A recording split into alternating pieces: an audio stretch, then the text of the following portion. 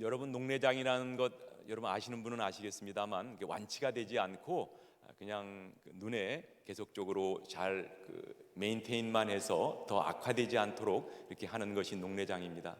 그리고 제가 또 지난번에 좀 자전거를 타다가 한번 넘어져서 땅을 짚으면서 어깨에 좀 충격이 갔는지 보니까 그 회전근개, 왼쪽 어깨 회전근개가 좀 이렇게 파열이 돼서, 다 파열이 되진 않았습니다만 이렇게 움직일 때나 잠잘 때 잘못하면 왼팔이 엄청나게 아픕니다. 순간적으로 아파서 막 숨을 못 쉴 정도로 이렇게 아픈, 그것도 회전근개도 완치가 안 된다고 그렇게 얘기를 들었습니다.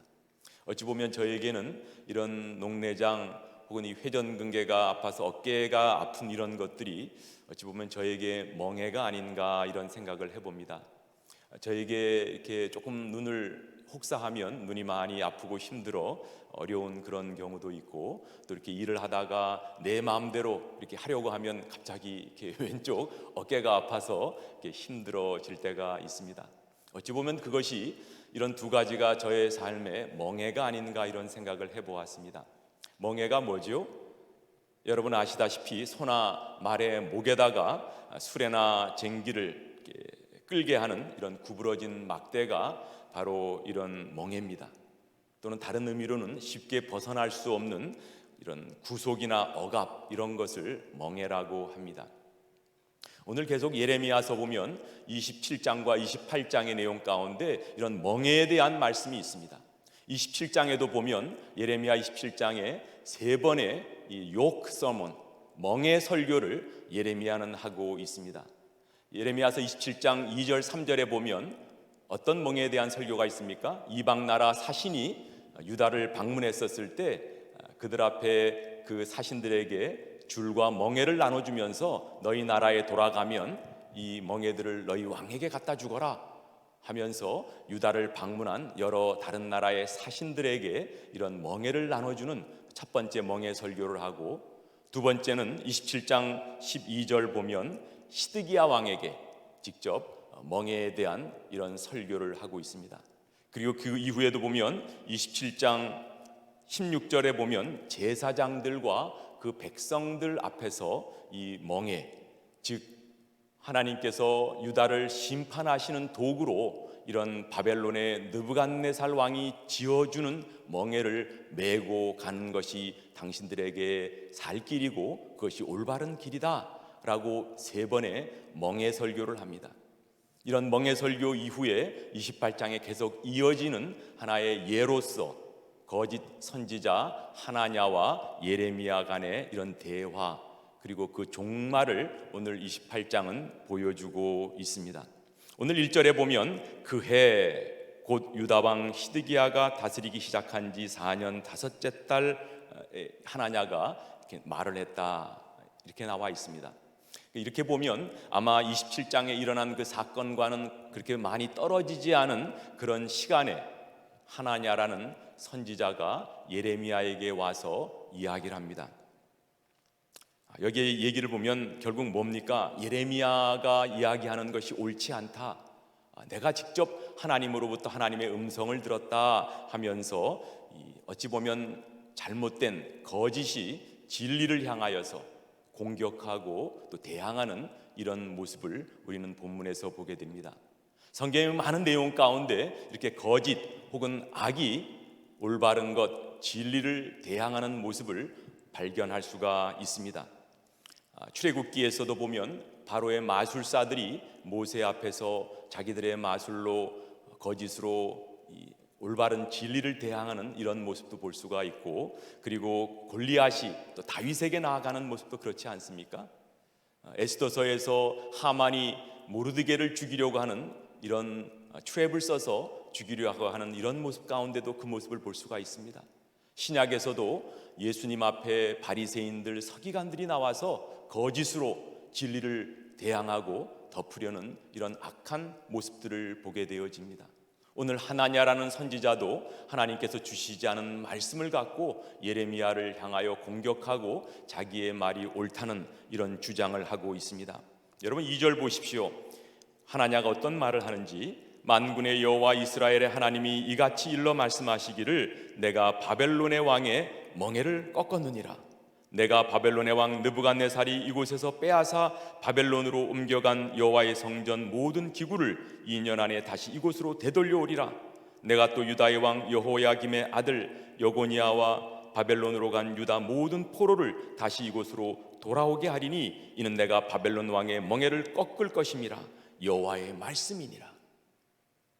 하나냐는 이렇게 예레미야와는 정반대의 이런 예언을 하고 있습니다.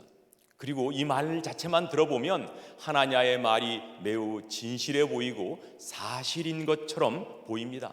하나님이 이렇게 말씀하셨다. 하나님께서 이 바벨론 왕의 멍에를 끊을 것이다 라고 나에게 말씀하셨다. 그리고 지금 끌려간 모든 포로들, 그리고 여기서 갖고 간 모든 성전 기구들을 2년 안에 다시 돌아오게 할 것이다. 이것이 바로 하나님의 말씀이다. 이렇게 예레미야에게 이야기했을 때 여러분, 그 이야기를 듣는 백성들은 어떤 것이 맞는 것이지? 예전에 예레미야나 다른 선지자들은 우리가 곧 멸망할 것이고 바로 바벨론을 통해서 결국은 우리가 다 포로로 끌려갈 것이라는 이런 내용을 이야기했는데 왜 저 선지자는 다른 이야기를 하는가? 아마도 순간 혼동이 되었을 거라고 생각을 합니다. 우리의 삶의 모습도 보면 늘 우리는 두 가지 음성을 들으면서 살아갑니다. 우리가 그 음성을 듣는 순간에는 어떤 것이 올바른 음성인지 우리가 깨닫지 못하고 또 정말 어떤 것을 선택해야 될지 우리가 헷갈릴 때가 있다고 생각을 합니다. 이렇게 하는 것이 하나님의 말씀이고 하나님의 뜻인가?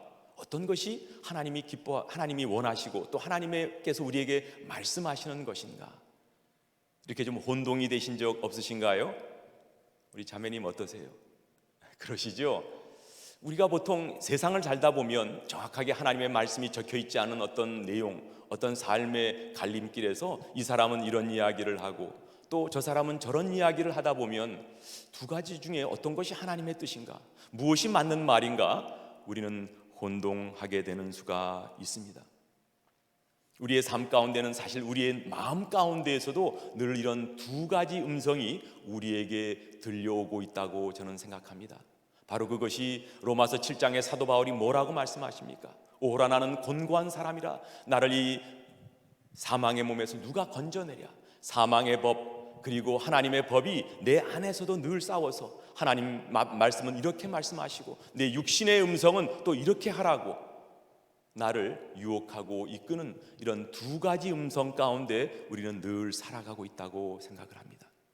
오늘 하나냐 선지자의 말을 듣고 있는 백성들도 예레미야 선지자의 말 그리고 하나냐 선지자의 말 어떤 말이 옳은 것인가?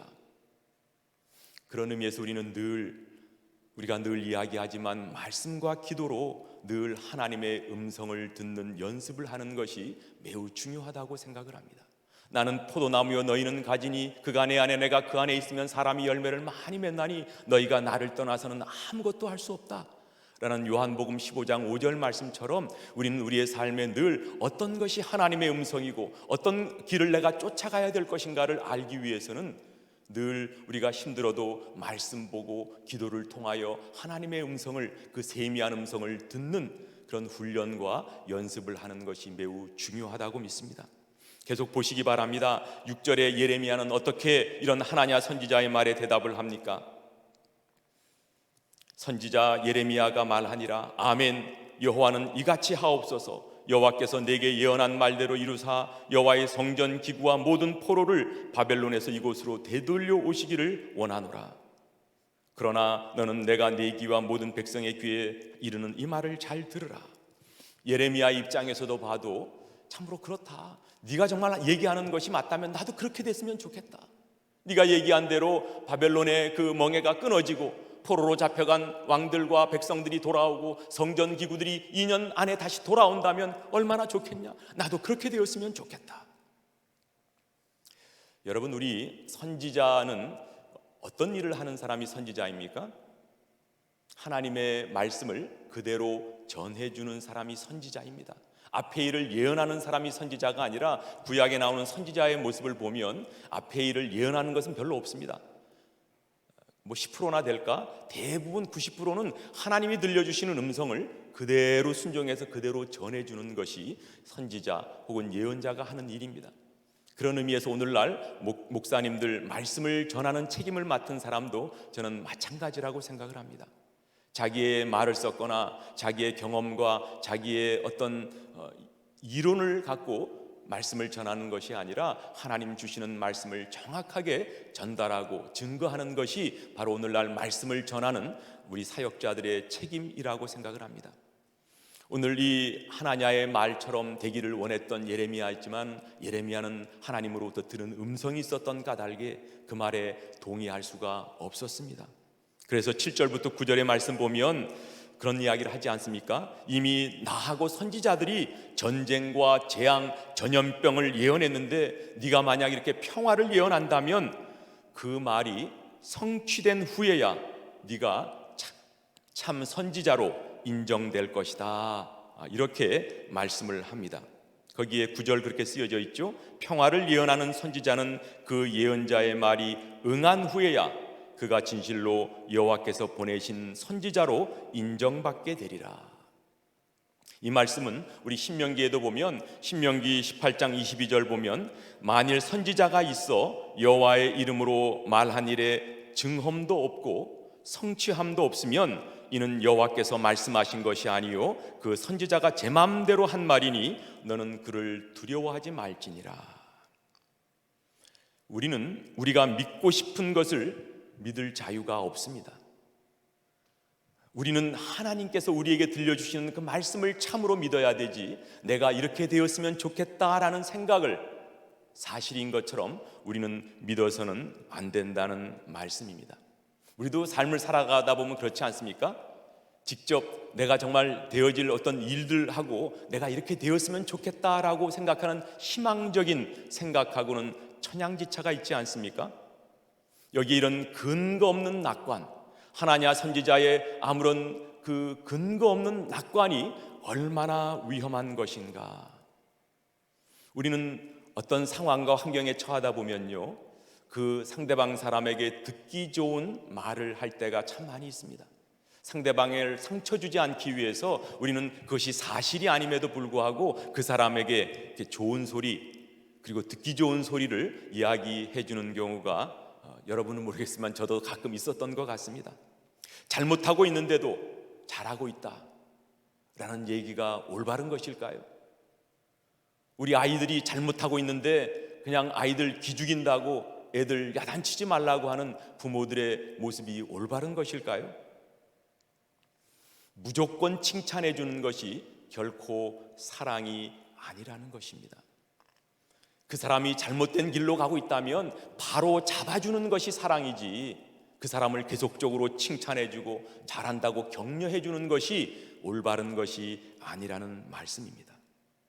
오늘 유다 백성들의 죄를 바로 잡아주어야 할 그런 선지자가 오히려 그들의 귀에 듣기에 좋은 이야기로 그들을 위로하고 격려한다고 사실이 달라집니까? 우리의 삶 가운데서도 늘 목장이나 사람들을 만날 때 너무 나한테 좋은 소리만 하는 사람들은 우리는 사실 좀 멀리 해야 됩니다. 오히려 쓴 약이 우리 입에 달듯이 나에게 좀 올바른 소리를 해주고 당신 좀 이런 걸 고쳤으면 좋겠습니다 이렇게 이야기해 주는 사람을 가까이 하는 것이 오히려 나의 삶에 유익과 도움이 된다고 생각을 합니다. 그런 의미에서 저와 많이 교제를 해주시는 우리 오 목사님 저에게 좀 쓴소리를 많이 해주시기 바랍니다.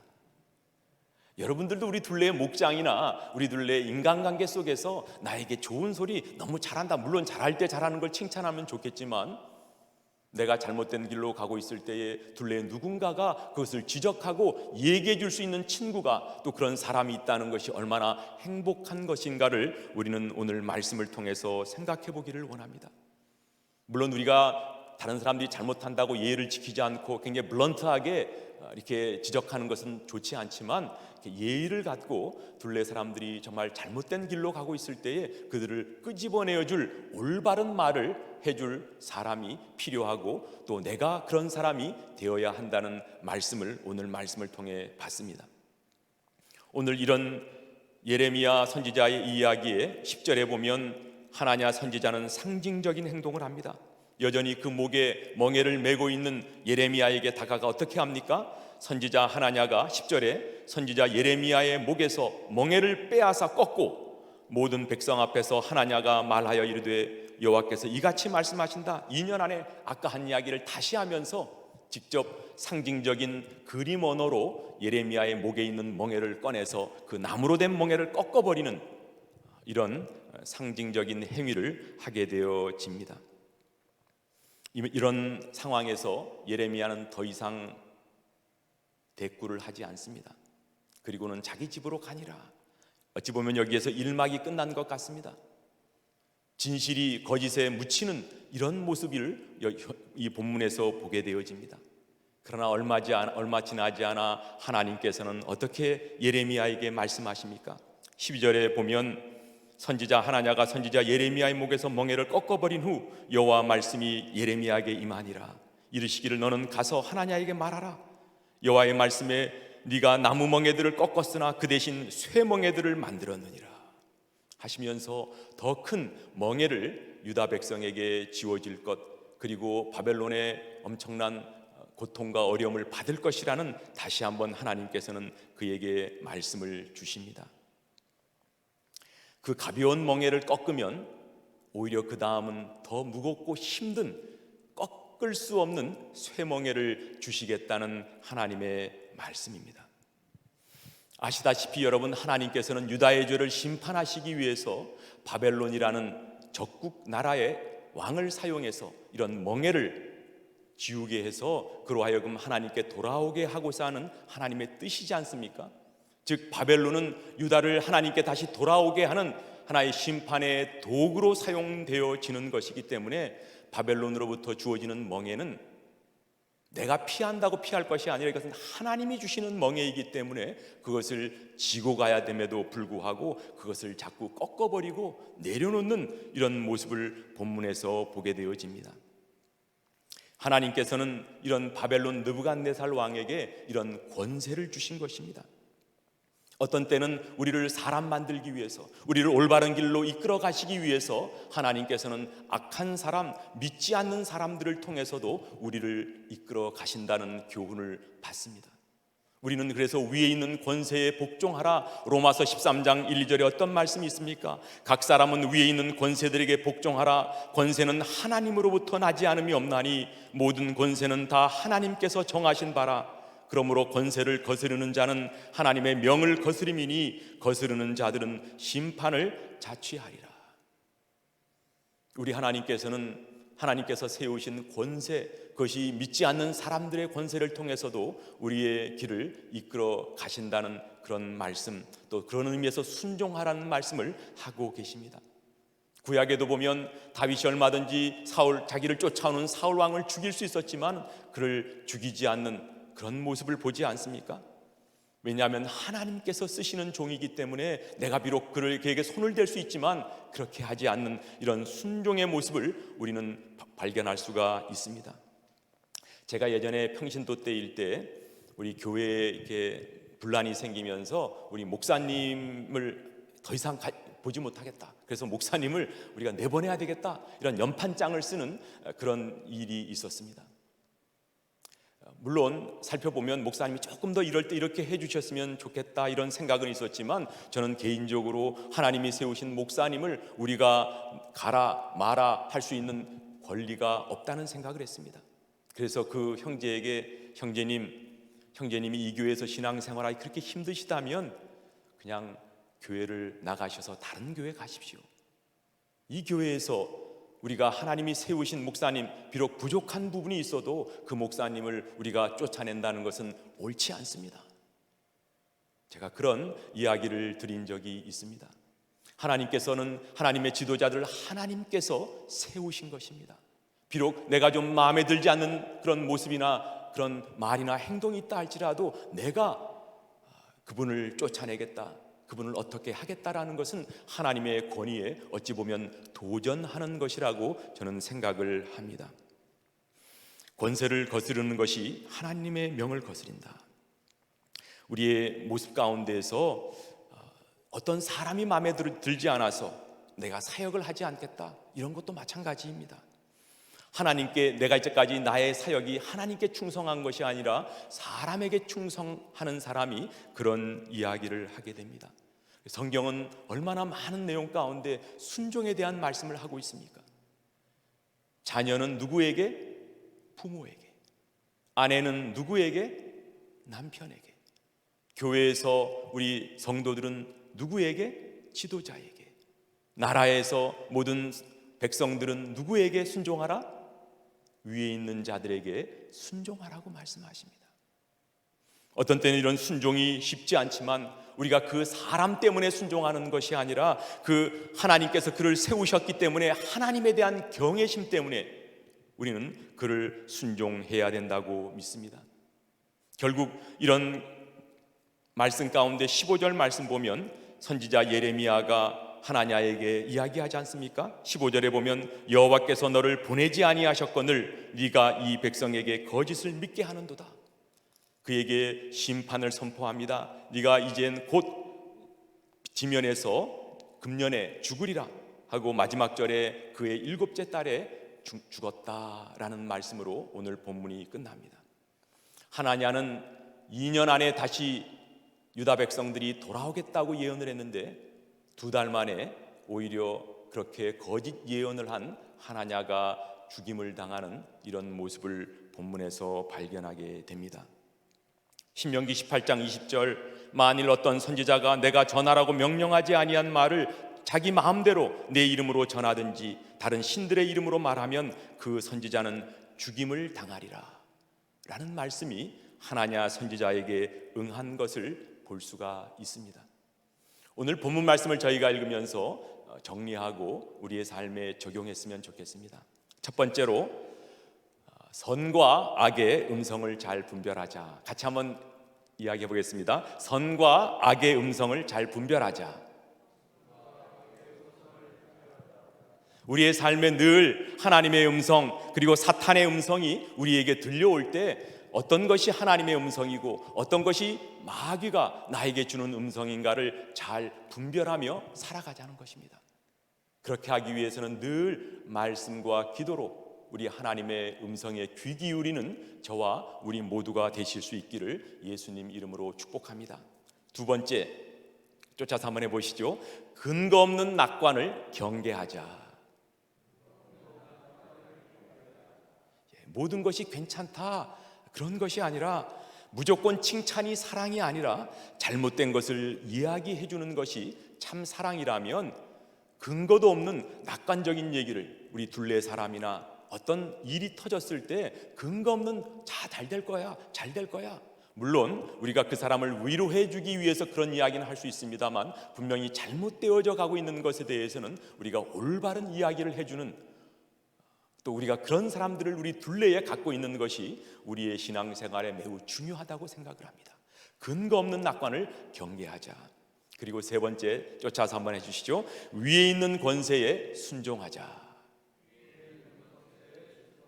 그 사람에게 순종하는 것은 사람에게 순종하는 것이 아니라 하나님께서 그에게 주신 그 권위, 권세에 순종하는 것이기 때문에 그렇습니다.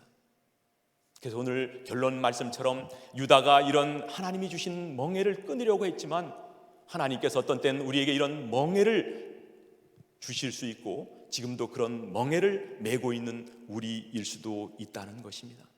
그것이 나의 죄 때문에 주시는 하나님의 멍에이든 아니면 저희를 하나님의 모습대로 닮게 하기 위해 주시는 그런 시련과 단련의 멍에이든 하나님께서 주신 멍에를 우리가 피하지 않고 나의 유익을 위해 주신 멍에라 생각하고 그 멍에를 기쁘게 지고 가는 우리가 되었으면 좋겠습니다. 마태복음 11장 29절 어떻게 말씀하십니까? 예수님은 나는 마음이 온유하고 겸손하니 나의 멍에를 메고 내게 배우라. 그리하면 너희 마음이 쉼을 얻으리니 이는 내 멍에는 쉽고 내 짐은 가벼움이라. 하나님께서는 어떤 모습이든 우리가 예수님 믿고 구원받아 그냥 어린아이같이 남겨두지 아니하시고 우리를 더 성장하고 어른이 되게 하기 위하셔서 우리에게 멍에를 허락하실 수 있습니다. 또 어떤 때는 우리의 죄 때문에, 잘못된 것 때문에 우리에게 멍해가 지워질 수 있다고 생각을 합니다. 그때마다 이런 멍해를 피하지 않고 감사합니다. 저를 올바로 인도하시기 위해서, 저를 사람 되게 하시기 위해서, 저를 예수님 더 닮게 하시기 위해서 이런 멍해를 허락해 주셔서 감사합니다. 그 멍해를 기쁨으로 견뎌낼 때 그런 반디지가 블레싱으로 바뀌는 놀라운 역사가 우리의 삶에 일어날 줄 믿습니다. 찬송가, 이런 찬송가가 있지 않습니까? 내 주님 지신 십자가 우리는 안질까? 네게나 있는 십자가 내게도 있도다. 내 몫에 태인 십자가 늘 지고 가리다. 그 면류관 쓰려고 저 천국 가겠네. 여러분들이 어떤 삶의 환경을 지나든 하나님께서 우리에게 허락하신 이 멍해를 피하지 말고 기쁨과 감사함으로 우리 주님께서 그 멍해를 같이 지고 가시기 때문에 그 멍해가 쉽고 가볍다고 말씀하십니다. 오늘 예레미야 28장 말씀을 통해 주신 음성을 다시 한번 기억하며 우리 하나님께서 주신 그 음성을 실천해 나가는 저와 우리 모두가 되시기를 예수님 이름으로 축복합니다. 하나님 아버지, 감사합니다. 오늘 예레미야 28장 말씀을 통하여 저에게 음성 들려주시니 감사합니다. 우리의 마음 가운데 하루에도 수십 번 이런 선과 악의 음성이 들려올 때 하나님의 음성을 선택할 수 있도록 성령 하나님 도와주시옵소서. 주님, 근거 없는 낙관을 경계하게 해 주십시오. 모든 것이 괜찮다는 것이 올바른 것이 아니라 무엇이 잘못된 것을 얘기해 주는 것이 참 사랑임을 기억한다면 힘들고 어려워도 우리 둘레의 사람이 나에게 올바른 이야기를 해줄 때 그것을 기쁨으로 받아들일 수 있는 넓은 마음도 우리에게 주시기를 원합니다. 또 우리에게 주시는 이런 멍해들 어떠한 모습이든 간에 하나님 저를 자라게 하시고 성장케 하시기 위한 이런 멍해라면 그 멍해를 기쁨으로 쥐고 또 메고 나아갈 수 있는 우리 모두 될 수 있도록 주님 이끌어 주시옵소서. 그렇게 하실 주님께 감사하고 모든 말씀 예수님 이름으로 기도합니다. 아멘.